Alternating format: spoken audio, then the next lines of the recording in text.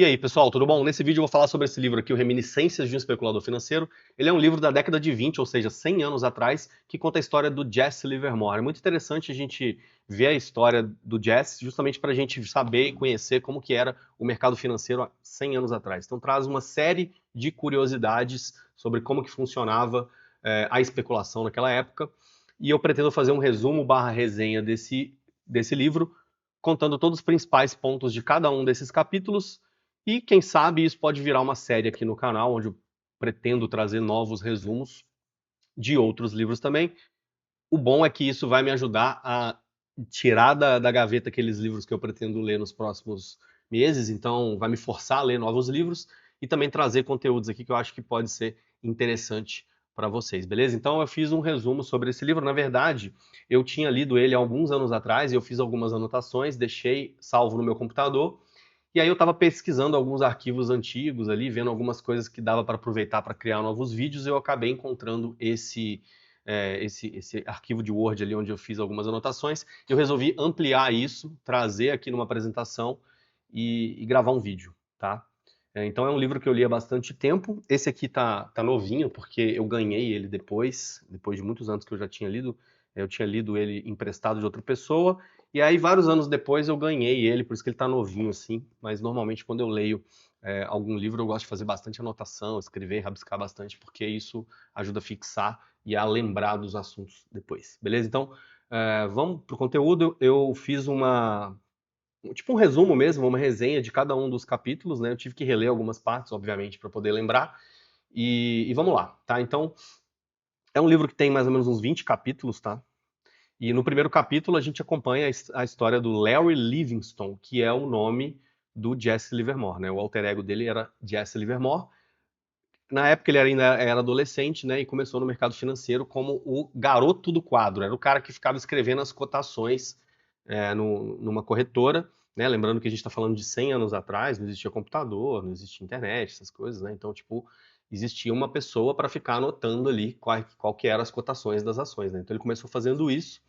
E aí, desde cedo, ele já demonstrava que ele tinha um interesse por números, memória fotográfica, né, para ver os padrões de preço. Naquela época não existia home broker, não existia gráfico, quer dizer, existia já os gráficos, mas eles eram todos feitos à mão, né? Então ele tinha esse interesse por essas coisas, começando anotando as cotações ali no quadro da corretora, né? E aí ele começou a perceber que tinha algumas repetições de movimentação de preço, né? E passou a registrar no caderninho e estudar esses padrões. A gente está falando de 1920, mais ou menos, se não me falha a memória, que foi o início da teoria de Dow, da análise técnica, né? Isso há muitos anos atrás, né? E ele utilizava as cotações visíveis na fita, né? O famoso tape reading. Naquela época era literalmente uma fita mesmo. Até coloquei uma imagem aqui, ó. Era assim que funcionava o tape reading da época, né? O nome tape reading vem justamente dessa fita aí, né? Leitura de fluxo, que a gente conhece hoje como leitura de fluxo, mas ela vem justamente disso, né? De você ver as cotações sendo registradas ali numa fita, né? Como se fosse aquelas calculadoras de antigamente, né? Que tinham que já calculava e saía impresso no papel, né? Quem é mais velho aí, quem tem mais de 30, 40 anos aí vai lembrar disso. Bom, então, o movimento de virada dele aconteceu na sua primeira aposta numa bucket shop, que era como se fosse uma casa de aposta da época, né? Era tipo uma corretora informal, né? Eu tive que pesquisar o que era uma bucket shop, porque quando eu estava lendo o livro eu não tinha entendido direito, mas é basicamente isso, como se fosse uma casa de aposta, né? Enfim. E aí no início ele já ganhava muito dinheiro especulando, né? E decidiu sair do emprego dele para poder focar nisso, né? Ele desenvolveu um estilo de especulação baseado puramente em padrões numéricos e comportamento de preço, desconsiderando notícias ou fundamentos. Então ele fazia o famoso price action da época, né? Com isso, transformava-se uma espécie de lenda entre os operadores das bucket shops que eventualmente se recusavam a aceitá-lo como cliente por ganhar com frequência. Então o cara era tão ganhador que as pessoas nem queriam ver ele lá operando, né? E aí, nesse primeiro capítulo, as principais lições que a gente tira dele é que não tem nada de novo em Wall Street, né? Ele percebeu logo isso, assim, não há nada de novo em Wall Street, porque, tipo, o sonho dele era ir para lá, né? Então, tipo, logo ele percebeu que né? Que não existia nada de novo ali, né? Mas logo depois ele foi ver que na verdade tem várias coisas assim. Né? Então, evite fazer preço médio numa posição perdedora, foi um outro ensinamento também que ele teve no primeiro capítulo, e siga o tape reading, né?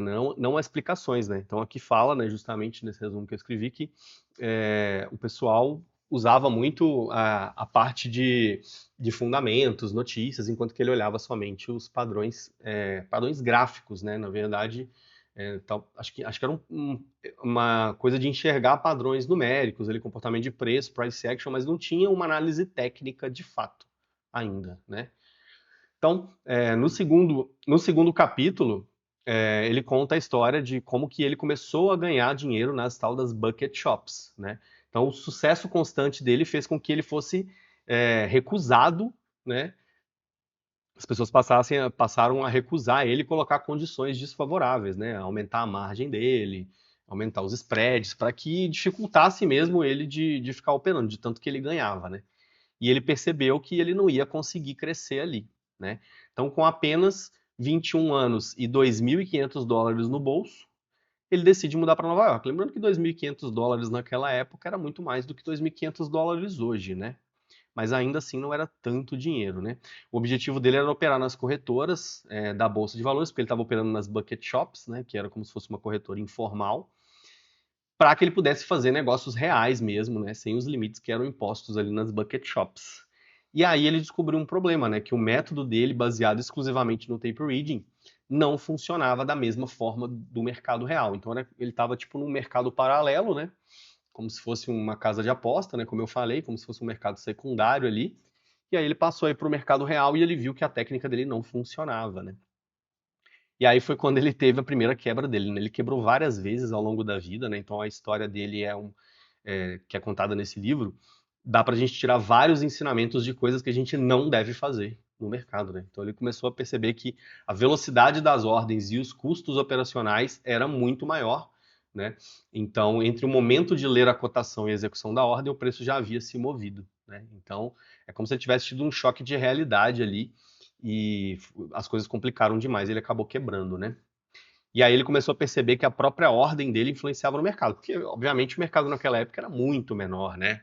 A gente está falando aí de antes da crise de 29, né? Então, pô, é muito tempo atrás, né? Coisa que não acontecia nas bucket shops. Né? Então, apesar do baque, ele não perde a confiança, ele continua operando, né?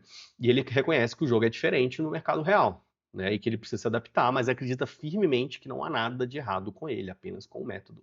Né? Então, ele foi um cara resiliente, ele estava muito novo ainda, né? Tinha 20 e poucos anos. Então, ele foi insistindo em mudar a técnica dele até ele conseguir operar, né? Então, muitos especuladores, inclusive os profissionais, cometem o erro de operar todos os dias como se recebessem um salário do mercado, né? A gente vê isso até hoje. Quantas pessoas que começam a operar, principalmente no day trade, e acham que precisam operar todos os dias, né? Eu sempre falo isso. Day trade não é daily trade. Você não tem que operar todos os dias. Tem que operar quando tem oportunidade, né? E desde essa época aí ele já percebeu isso logo ali no início da jornada dele, né? Então é preciso entender que há momentos de operar e momentos de ficar de fora, né? O desejo por atividade constante, ou seja, para ficar comprando e vendendo toda hora, é um dos maiores inimigos do especulador. Ser ativo não é o mesmo que ser produtivo, né? Então, quantas vezes a gente começa a operar, a gente olha para o mercado, a gente fica vendo os gráficos, o fluxo e tal, vê o mercado acontecendo ali, e a gente acha que a gente tem que clicar, a gente fica naquela ansiedade de abrir uma boleta, de abrir uma posição, e muitas vezes a gente não tem que fazer nada, né? Então eu costumo falar isso e várias outras pessoas falam também, né? Que não operar também é operar, né? Então você ficar simplesmente olhando para o mercado e vendo o preço se movimentar sem tomar nenhum tipo de decisão também é uma decisão, né? Então muitas vezes o que você precisa fazer é justamente isso, né? Não operar. E aí, logo nesse início, ele já percebeu isso, né? Então, ser ativo não é o mesmo que ser produtivo. Não é porque você está boletando toda hora, que você está comprando e vendendo toda hora, que você está realmente trabalhando, né? Então, aqui tem um desenho, né, uma imagem, né, na verdade, uma foto do tape reading daquela época, né? Olha como é que era completamente diferente, né? Aqui, ó, as cotações escritas no quadro, né? Então, que era justamente o que ele fazia no começo, né? Aí ele pegou $500 emprestado e voltou a operar nas bucket shops, né? Porque ele quebrou ali no mercado real, né, como eu tinha falado. E aí ele foi tentar reconstruir o capital dele, né? E aí ele fez uma identidade falsa, né? Ele cria o nome de Horace Kent, né? É o Horácio Kent.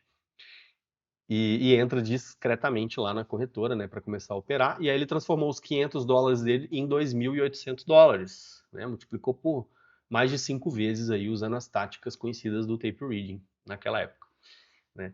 E aí o dono da Dolan, né, que era a bucket shop lá do que ele estava operando, descobre a identidade falsa dele e diz que não tem nada contra ele pessoalmente, mas não pode permitir que ele continue ganhando dinheiro dos clientes tolos, né? Porque como era tipo uma casa de aposta, né, ele estava apostando contra os clientes ali, spreadando os clientes, né? Então era isso que ele fazia, pelo que eu entendi. Então você ganhou mais em 2 dias do que eu ganho em 300 clientes em 2 semanas, né? Então ele era um cara extremamente arrojado, por isso que ele quebrou várias vezes, né? E arriscava demais. E aí ele ganhava muito dinheiro, né? Às custas dos pobres clientes lá das bucket shops. Então ele foi educadamente expulso, né?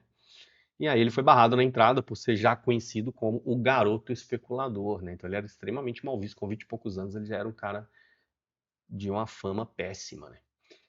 E aí, tempos depois, ele descobriu que um personagem lá da história, o Teller, abriu uma nova bucket shop em Hoboken, New Jersey, né? Ele vai até lá, faz uma operação rápida e lucra mais de $5.000, né? Lembrando que ele tinha aqui $2.800. Então ele multiplicou por 5 o capital dele, depois ele fez mais um trade ali que ganhou $5.000, mas os funcionários percebem que quem é ele e o alertam a nunca mais voltar. Então o cara já tinha uma péssima fama mesmo, né? Determinado a tirar mais dinheiro da firma como vingança pela forma como foi tratado em St. Louis, Livingston recruta um parceiro, o velho Mac David, que começa a operar com ele, né? Então colocou o cara como laranja, ganhou mais dinheiro, incluindo um trade que rendeu ali que lhe rendeu mais de $2.800. Pouco tempo depois, a operação da Bucket Shop é fechada pelas autoridades, pela CVM da época, né, provavelmente, pois o mercado estava forte e alto e os clientes ganhavam mais do que perdiam, levando várias dessas casas à falência, né? Então, até onde eu entendi, essas bucket shops operavam contra os clientes, né? Era tipo um mercado secundário, e aí o mercado começou a subir pra caramba, né? A gente está falando ali de 1920 e poucos, né? E aí os clientes mais ganhavam do que perdiam, e aí fez com que a bucket shop acabou tendo que ser fechada, né? Então, lições desse capítulo. Domínio técnico não basta, você também precisa dominar o ambiente onde você opera. Então, é interessante a gente ver esses insights sobre o livro, porque grande parte das coisas que a gente fala hoje, que são ensinadas hoje, são coisas que ele percebeu lá atrás, né? Que, tipo, não importa se você tem uma técnica boa, se você não controla o seu emocional, se você arrisca demais, se você alavanca, né? Então eu coloquei várias dessas coisas aqui na apresentação e ao longo da história dele a gente vai ver grande parte dessas lições aí, né? O mercado não é um jogo justo quando quem banca não quer pagar. Conhecer as regras do jogo e adaptá-las a seu favor é mais importante do que adivinhar o mercado, né? Então a gente está falando de um mercado completamente diferente dos dias atuais, né? Mas é interessante a gente ver como que funcionava as coisas naquela época e, e ver também que grande parte dos ensinamentos que a gente tira dessa história aqui também podem ser aplicados no dia de hoje, né? O comportamento do mercado pode até ser manipulado, mas não indefinidamente. Quando todos ganham, até os trapaceiros são obrigados a fechar as portas, né? E aí, depois desse período, né, ele foi para uma corretora de verdade, né? Depois de reconstruir seu capital com os lucros das bucket shops, inclusive burlando as restrições de operar com laranjas. O Jesse Livermore, né, que o nome dele na verdade é Livingston, volta para Nova York, onde pretende retomar sua carreira como especulador profissional. Com dinheiro ganho em St. Louis e Hoboken, ele volta para o escritório do Fullerton Co., uma corretora de verdade, que era membro da Bolsa de Nova York, né? Então, aí ele foi para realmente uma corretora de fato. Pausa para abrir um Guaraná aqui, né? E vamos continuar na história dele. O novo ambiente e o velho erro. Ele volta animado, mas ele quebra de novo, né? Então ele quebrou várias vezes ao longo dessa história. E ele quebrou justamente porque ele tentava fazer a mesma coisa que ele fazia nas bucket shops num ambiente completamente diferente, onde tinha regras, spreads, tempo de execução totalmente diferente do que ele estava acostumado nas bucket shops, né? O delay entre o tape reading e a execução das ordens prejudicava a estratégia dele, né? Então, além disso, as ordens maiores impactam o próprio mercado, algo que ele não precisava considerar antes, né? Então, ele começou a enfrentar um problema de liquidez, né? Porque o dinheiro dele começou a, de fato, impactar na negociação ali no book, né? Então ele também descobre que o mercado real exige muito mais paciência, porque as cotações estão sempre atrasadas em relação ao pregão, a execução leva muito mais tempo, o preço já mudou, né? Então, enquanto quando a ordem é preenchida, né? Então eles preenchiam a boleta num papelzinho, provavelmente, né? E isso era repassado, então, tipo, o mercado era muito rápido e ele não conseguia acompanhar, né? E a alavancagem também era muito menor, porque tinha muito mais margem, né? Ele precisava ter uma margem muito maior para poder operar. Então ele ganhava menos dinheiro, era muito mais difícil, ele era muito menos alavancado, então ele viu que ia ser muito mais difícil dele conseguir ganhar dinheiro no mercado de verdade, né? E aí ele reconhece que o estilo dele era perfeito para o mundo fictício das bucket shops, mas não para Wall Street, né? Ele não compreendia o jogo novo, não se adaptou, né? Então aí quebrou de novo. Após perder tudo, ele fica devendo na corretora e não pode mais operar, né? Então, tá parecendo esses caras que a gente vê começando a operar hoje, né? O cara coloca R$ 100 na conta, acha que vai ficar rico, aí ele alavanca até o talo, quebra, fica negativado na corretora e aí já sabe para onde que vai, né? Dá problema isso, né? Então ele vai até o Fullerton, explica a situação e pede mais US$ 500 emprestado, né? Fullerton lá era o corretor, né? E aí ele percebe que o cara tinha talento, né? Apesar de ser um cara porra louca pela história aí, você tá vendo isso, né? E aí empresta os US$ 500 pra ele. Então ele retoma mais uma vez pras bucket shops, o cara não desiste nunca, né? Ficou tentando ganhar dinheiro ali na casa de aposta. Devia ser tipo as opções binárias daquela época, né? Então agora com foco total em disciplina e consistência. Então, reflexões centrais do capítulo 4, né? Você pode até ser um gênio em um jogo e um tolo em outro, né? O ambiente influencia o seu desempenho. O mesmo método não vai funcionar igual, bem em contextos diferentes, né? Então a gente vê isso claramente nos dias de hoje, né? Uma técnica, um operacional, um setup, seja lá o que for, ele pode funcionar num tipo de mercado, mas ele não vai funcionar em outro, né? Às vezes funciona em ações, não funciona no dólar. Às vezes funciona no índice, não funciona no Forex, né? Então, a gente tira esse ensinamento aí. No caso dele, eram as bucket shops e o mercado de verdade, né? E aí ele continuou acreditando no taco, confiando no taco dele, mas ele reconhece que precisa se adaptar, né? Então ele nunca desistiu, é um cara extremamente persistente, só que era um cara muito inconsequente, né? Porque ele fazia coisa errada, operou com laranja, ele pegava dinheiro emprestado para operar, ele alavancava até o talo. Então ele fez uma série de coisas ali, por isso que ele quebrou várias e várias vezes, né? A necessidade de esperar o momento certo de entrar no mercado torna-se mais evidente. Operar por operar é um vício. Mas isso é mais uma coisa que a gente vê claramente nos dias de hoje. Tem gente que tem vício em operar. O cara, ele, tipo, não quer ganhar dinheiro, ele quer operar. Ele quer estar na frente da tela, clicando, comprando e vendendo, mas ele não está nem um pouco preocupado ali com o resultado dele, com a estratégia de fato, né? Ele não tem respeito nenhum ao dinheiro dele. Ele, na verdade, quer a emoção de ficar operando, né? Ele não quer de fato ganhar dinheiro. A gente vê isso claramente nos dias de hoje, é extremamente comum algumas pessoas serem assim, né? Então, nesse capítulo 5 ali, a gente tira de ensinamento ali, nesse capítulo 5 vai começar agora, né? Acabei de terminar o 4. No capítulo 5 a gente tira lições de paciência e de esperar o momento certo para agir. Então, olha a história dele ao longo do tempo, né? Ele era um cara extremamente arrojado, um cara até inconsequente, um cara que fazia coisa errada, alavancava, operava com o dinheiro dos outros, operava com laranja.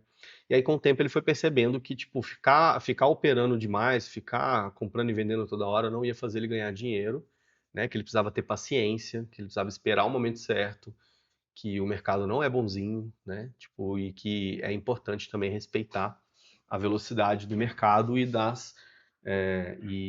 também a própria capacidade dele de analisar, né? Porque ele percebeu que no mercado real era muito mais difícil de tomar decisão, porque o mercado era muito mais dinâmico, né? Então ele passou a ter mais paciência, foi amadurecendo, né? Abandonou a obsessão pelo lucro rápido e passou a desenvolver um estilo mais estratégico, né? Aí foi quando ele teve a mudança de mentalidade dele, passou a esperar por movimentos maiores e mais claros de tendência. Então, ele viu que esse negócio de ficar comprando e vendendo toda hora não dava certo e passou a operar a favor da tendência, né? Então, ele percebe que o dinheiro grande está em você comprar, não está em você comprar e vender toda hora, mas sim em segurar uma posição por muito tempo, né? A tendência é sua amiga, the trend's your friend, né? Como a gente sempre fala. Não era pensar rápido que me dava lucro, era esperar. Era estar certo e segurar. Então foi justamente isso que fez ele dar mais valor para a qualidade dos trades dele e não não pela quantidade de operação, né? Então ele começou a prestar mais atenção em tendência, movimentos maiores, esse tipo de coisa, né? A grande sacada, a tendência é sua amiga, né?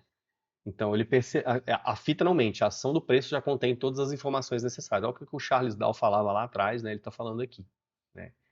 Os preços descontam tudo, né? Que era o que o Charles Dow falava. E o mercado, quando está certo, confirma sua direção com tempo e força, né? Então, quando você está certo, o mercado engata uma tendência e aí você vai embora, né? Então é importante agir com decisão quando a oportunidade se apresenta, mas aguardar com paciência enquanto ela não aparece, né? E até hoje você vê claramente isso, né? O trade ele é justamente você sentar e esperar por uma oportunidade onde várias coisas coincidem, né? Onde você tem uma confluência de vários fatores, vários indicadores, né? Você tem o timing correto para você entrar naquela operação e surfar durante toda a tendência. Esse negócio de ficar comprando e vendendo toda hora só serve para a pessoa que está te vendendo isso, né? O cara que está te vendendo o scalp ou está fazendo você girar, ele certamente está ganhando alguma coisa com isso, por isso que ele te ensina essas coisas, né? Porque na verdade o que faz você ganhar dinheiro de verdade, o dinheiro grande, é você seguir a tendência em prazos operacionais maiores, né? Independentemente se você é um swing trader ou se você é um day trader, né? Você tem que operar tendências mais longas. Esse cara lá na década de 20, há 100 anos atrás, ele já falava isso, né? E parece que as pessoas até hoje não acreditam e não perceberam esse tipo de coisa, né? Muitos perdem por medo de perder, né? Então, ó, quantas vezes você já deve ter passado por isso, né? Ou então você conhece alguém que já passou. Você perde dinheiro justamente por medo de perder, né? Olha como é que é irônico isso, né? Você está numa posição vencedora, você está ganhando dinheiro, a tendência está a seu favor, mas como você tem medo do mercado voltar, você sai antes, você deixa de lucrar, né? Então a gente comete esse tipo de erro o tempo todo, né? Então, reflexões do capítulo 5. Saber esperar é mais lucrativo do que tentar prever tudo, né? Então a tendência é sua amiga, espere pela oportunidade correta. A paciência paga mais do que a pressa. O mercado recompensa a disciplina, não a agitação de ficar comprando e vendendo toda hora. E você só deve agir quando todos os sinais estão claros, é o que eu acabei de falar. Quando você tiver uma confluência de vários fatores, vários indicadores indicando a mesma coisa, aí sim que você vai tomar uma decisão e você vai se posicionar durante toda a tendência, né? A arte de especular é menos sobre estar certo repetidamente e mais sobre saber aproveitar quando você está certo. Aqui ele está falando de payoff, né? Se você parar para pensar nessa frase que eu escrevi aqui, você vai ver que aqui a gente está falando de payoff, né? É menos sobre estar certo rapidamente, ou seja, ficar comprando e vendendo toda hora e fazer um monte de trade curto ali, e mais sobre saber aproveitar quando você está certo, ou seja, saber surfar durante toda a tendência, ou grande parte da tendência, assim que você acertar, né? Então você não tem que estar certo sempre. Você tem que estar certo poucas vezes, ou pelo menos metade das vezes, mas quando você estiver certo, você tem que saber aproveitar e surfar durante todo aquele movimento de alta ou de baixa que você tá buscando, né? Então, aqui no capítulo 6, ele fala sobre as dicas quentes, né? Você ficar seguindo aquele influenciador lá do Twitter, aquele cara que te dá, que manda você comprar isso, vender aquilo, né? Então, desde aquela época ali, ele já via esses caras dando as dicas, né? A famosa dica ali, que o Santo Graal, né? Enfim, a diquinha de ouro que todo mundo busca, né?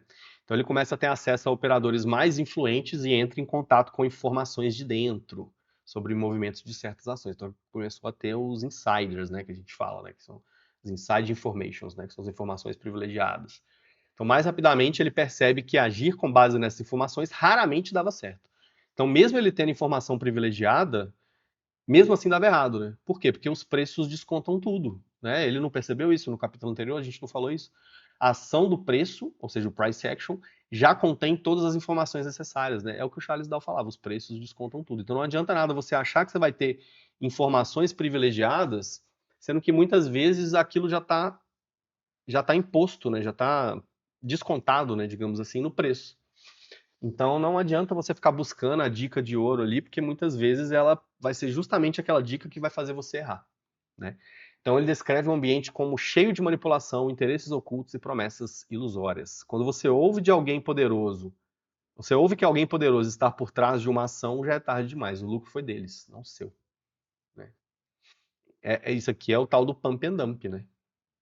Quando você ouve que alguém poderoso está por trás de uma ação, já é tarde demais. Ou seja, quando você escuta alguém falando, compra tal papel, compra tal ação, compra tal cripto, né? É porque os tubarões eles já entraram antes, né? Então eles já entraram, eles já compraram antes, você entrou atrasado e, né, e a sardinha sempre vai entrar atrasada, né? Que ele compra no topo, basicamente, né? E mesmo ele sendo um cara, entre aspas, de dentro, né? Ele não era um tubarão, ele era uma sardinha, né? Era um, Ele era um jovem incauto especulador, né? Que por mais que ele tivesse algumas informações ali que fossem privilegiadas, ele não sabia de tudo, né? Então ele também entrava atrasado, provavelmente ele comprava topo e aí ele se ferrava, né? Muitas vezes os grandes operadores espalham boatos, é o pump and dump, é o que a gente vê o tempo todo aí, ó, na internet, né? Se você souber, você sabe do que eu tô falando, né? Espalham boatos ou dicas apenas para atrair o público e gerar liquidez. É a tal da manipulação, né? A galera adora falar de manipulação hoje, né? Vendendo os seus papéis enquanto todos estão comprando. Então o tubarão ele entra antes, ele espalha o boato de que ele comprou tal ação, aí vem a sardinhada, compra tudo depois, e aí compra para quem, né? Porque se alguém está comprando, está vendendo, né? Então aquele cara que te falou lá atrás para você comprar, ele vai vender para você, né? E aí enquanto ele está saindo, você está entrando. Então ele comprou lá atrás, ele já ganhou dinheiro, enquanto ele está encerrando o trade dele, você está entrando no seu. Você está comprando topo, né? Então a gente vê isso frequentemente. A gente vê as pessoas lá escutando a diquinha de ouro do fulaninho, vê o canal do YouTube do ciclano, e aquele cara falou para eu comprar tal cripto, não sei o que, aí ele compra, cai, né? Ele vende, sobe. Por quê? Porque justamente ele está entrando atrasado, né? Porque aquele cara que te deu a dica, ele já comprou, né? E muitos caras fazem isso, assim, de má fé mesmo, né? Caras que são influentes, que tem grande audiência, esse tipo de coisa. Alguns caras só dão a dica mesmo ali porque eles realmente acham que estão fazendo bem para o outro, né? E a informação chega atrasada, faz parte também, né? Tipo assim, pode acontecer. O cara tá te dando uma dica que ele realmente acha que é séria e ele só tá atrasado mesmo. Mas tem outros caras também que, tipo, fazem isso de propósito, né? Eles já compraram, aquele papel já subiu, e aí ele fala pra galera comprar, a galera compra depois e aí só dá aquela última puxada para cima, né? Se você pegar gráfico de qualquer ação, de qualquer cripto, de qualquer coisa, você vai ver que o último movimento da tendência é sempre o movimento mais forte, né? Então isso já era falado lá atrás ali pelo próprio Charles Dow, ele falava, né? Se você pesquisar no Google aí, ó, fases da tendência, e colocar aí no Google Imagens, vou até te mostrar aqui, ó, você vai ver justamente isso que eu tô te falando. É justamente isso aqui, ó, né? Então, o cara que está te mandando comprar, ele já comprou lá atrás. Ele comprou aqui, ó, na fase de acumulação. Aí ele espalha o boato de que aquela ação vai subir ou aquela cripto vai subir. E aí você que é sardinha, meu amigo, você tá vendo os caras no Twitter falando, no Instagram, no TikTok, no YouTube, ou aquele amigo seu que falou no WhatsApp, você entra aqui, ó. Você entra na fase de acesso, né? Você vê o negócio subindo, ou então o cara te falou lá atrás. Ele te falou lá atrás para você comprar Bitcoin, aí você não botou muita fé nele. Você falou, não, depois eu vejo isso e tal. Aí você falou, opa, aquele negócio tá subindo mesmo, hein? Aí, poxa, eu vou comprar, né? Aquele amigo meu lá que falou que ficou rico, né? Eu vi ele trocando de carro, pô. Ele tava andando de Onix, agora ele tá andando de BMW, né? Então, pô, meu vizinho lançou um Camaro, meu amigo lançou uma Macan. Esses caras tudo falaram para eu comprar cripto lá atrás, né? E eu não comprei, então vou comprar agora. Aí você compra aqui, e aquele cara que entrou aqui, ele vai vender para você, né? Porque você está comprando de alguém, você não sabe quem está vendendo para você, né? Então muitas vezes é o próprio cara que te mandou comprar. E aí ele vai e vende para você, você se ferra, né? Então é justamente isso que ele percebeu no capítulo 6, né? Que muitos grandes operadores espalham boatos ou dicas apenas para atrair o público e gerar liquidez, vendendo seus papéis enquanto todos estão comprando. Então há 100 anos atrás esse cara aqui já falava isso. E a gente tem que ficar repetindo tudo isso até hoje, né? E vão passar 100, 200 anos e as pessoas vão continuar fazendo isso, porque o mercado, ele é mais sobre comportamento dos investidores do que sobre qualquer outra coisa, né? Então, o que move os preços, obviamente, é fundamento, é fluxo, enfim, mas também é a emoção, né, e a psicologia dos investidores. Então, isso influencia muito no mercado, né? Mesmo no mercado que tenha bastante ordem de robô, igual a gente vê claramente hoje, esses robôs são comandados muitas vezes por pessoas, né? E por pessoas que têm sentimentos, que têm emoção, que têm viés, né? E essas pessoas é que de fato geram as movimentações de preço, né? Então, são coisas que há 100 anos atrás já eram verdade e hoje ainda são mais do que verdade. As pessoas continuam errando nas mesmas coisas. Então, mais um ensinamento do capítulo 6 é quem aprende não depende, né? Então, ele admite que algumas das suas piores operações ocorreram justamente quando ele seguiu o conselho de outros caras, né?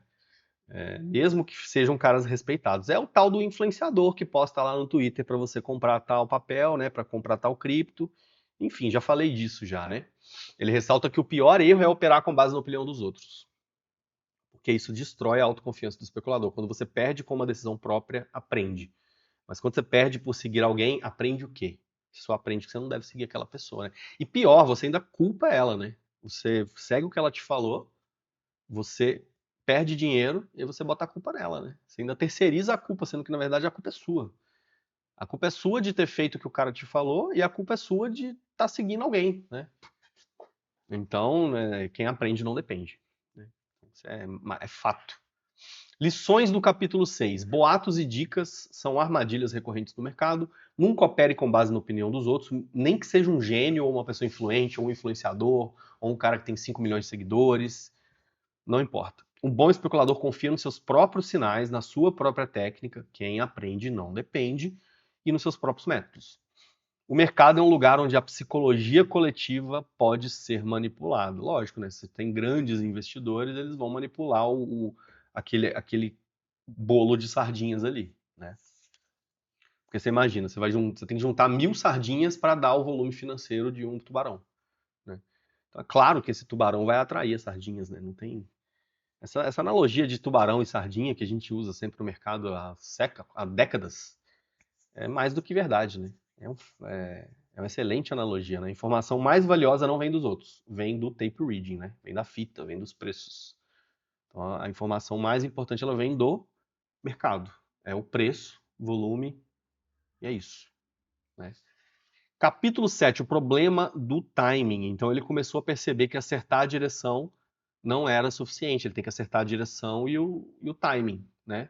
Óbvio, né? Não adianta nada você comprar se você está comprando atrasado, né? Então nesse exemplo aqui que eu mostrei, aqui das fases da tendência, não adianta nada você comprar aqui, né? Você está comprando atrasado, pô.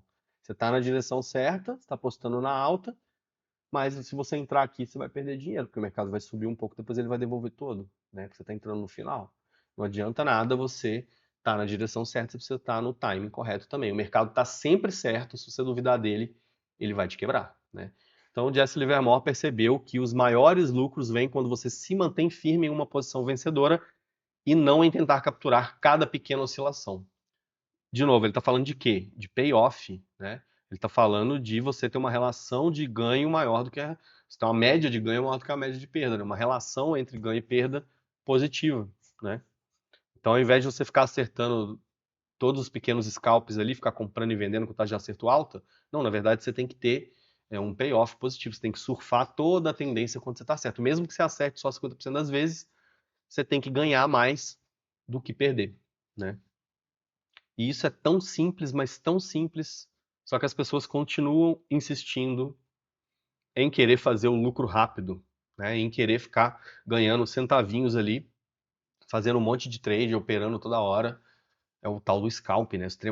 É extremamente dopaminérgico, né? Ele é excitante, né? Porque te dá um pico de dopamina, você fica comprando e vendendo toda hora, né? Então, tipo, é muito sedutor, né? É muito sedutor, é quase um jogo, né? Essa coisa de ficar comprando e vendendo. Então, mas, na verdade, o que dá dinheiro mesmo é os grandes movimentos, são as grandes tendências. Se você ler livro de qualquer cara das antigas aí, todos eles vão te falar isso, né? Todos eles vão te falar para você seguir a tendência. E por que que você não continua? Por que que você continua não fazendo isso, né? Então, capítulo 7, o jogo da tendência, né? O capítulo reforça o que se tornará ser uma das filosofias centrais. Siga a tendência até ela provar que terminou, né? A tendência é sua amiga. Então ele começa a agir como um trend follower, né? Ele espera o mercado mostrar força ou fraqueza real antes de agir, né? E ele começa a dar menos peso à precisão da entrada e mais à validação da tendência, né? Então é mais importante você estar na direção da tendência do que você entrar no cu da mosca, né? Lógico que você tem que estar no timing correto, mas não milimetricamente, né? Você não precisa acertar o segundo exato de entrar na tendência, mas você precisa olhar um horizonte de tempo um pouco maior, né? Então, nesse capítulo, ele compartilha um episódio em que ele estava certo sobre o mercado estar em alta, mas saiu cedo por medo de perder os lucros, né? Quantas vezes você já fez isso, né? Eu já fiz, você provavelmente já fez, né? De ter ficado com medo de devolver, e aí você acaba saindo do trade antes da hora, né? Então você compra, o mercado sobe, só que aí você tem medo do mercado voltar, você encerra, e aí você ganha menos do que deveria, e aí você fica ansioso, aí você vai, eu não, vou entrar de novo, aí compra de novo, compra atrasado, o mercado volta, te stop. Quantas vezes você já deve ter feito isso, né? Todo mundo faz isso, principalmente quem está começando, né? O medo de estar certo é tão prejudicial quanto o medo de estar errado. A ganância precoce, ou seja, a famosa mão de alface, né, que é a ganância de realizar lucro cedo, mão de alface, né? Ela é tão perigosa quanto o pânico, né? Porque não adianta nada você acertar igual eu falei, né? Não adianta nada você acertar o timing e o timing de entrada e errar o timing de saída, né? E ser mão de alface, sair antes da hora. Não vai dar certo, né? Então, lições-chave do capítulo 7. Está certo cedo demais é a mesma coisa que está errado. O lucro real está em manter as posições boas e deixar crescer. O mercado tende a pagar bem quem consegue esperar e agir no momento certo. Evite saltar dentro e fora do mercado por ansiedade. E o mercado dá sinais, mas exige coragem para segui-los até o fim, né? Então, vou até parar o vídeo por aqui e vou continuar numa parte 2, porque a gente ainda tem muita coisa, são próximo de 20 capítulos, estou mais ou menos na metade, pouco antes da metade. Então, vou parar o vídeo por aqui e você vai ficar com esses ensinamentos aí do capítulo 7, né? Estar certo cedo demais é a mesma coisa que está errado. O lucro real está em manter posições boas e deixar crescer, ou seja, o payoff, né? E o mercado paga bem quem consegue esperar, né? O mercado premia a espera. Beleza? Então, espero que você tenha gostado desse resumo / resenha desse livro, Reminiscências do Especulador Financeiro. Vou continuar para a parte 2, talvez vai ter até uma parte 3, quem sabe. E é isso. Te vejo no próximo vídeo. Valeu!